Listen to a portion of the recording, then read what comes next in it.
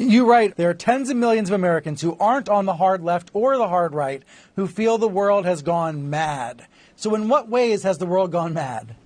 Well, you know, when you have the chief reporter on the beat of COVID for the New York Times talking about how questioning or pursuing the question of the lab leak is racist, the world has gone mad. When you're not able to say out loud and in public that there are differences between men and women, the world has gone mad. When we're not allowed to acknowledge that rioting is rioting and it is bad, and that silence is not violence, but violence is violence, the world has gone mad. When we're not able to say that Hunter Biden's laptop is a story worth pursuing, the world has gone mad. When, in the name of progress, young school children, as young as kindergarten, are being separated in public schools because of their race, and that is called progress rather than segregation, the world has gone mad.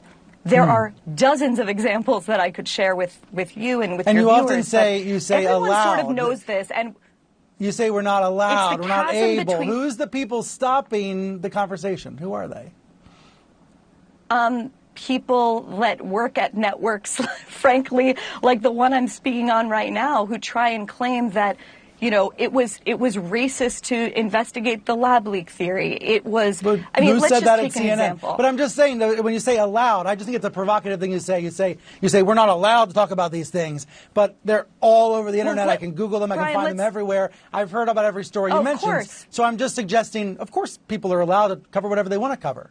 But you and I both know, and it would be delusional to claim otherwise, that touching your finger to an increasing number of subjects that have been deemed third rail by the mainstream institutions and increasingly by some of the tech companies will lead to reputational damage, perhaps you losing your job, your children sometimes being demonized as well. And so what happens is a kind of internal self-censorship.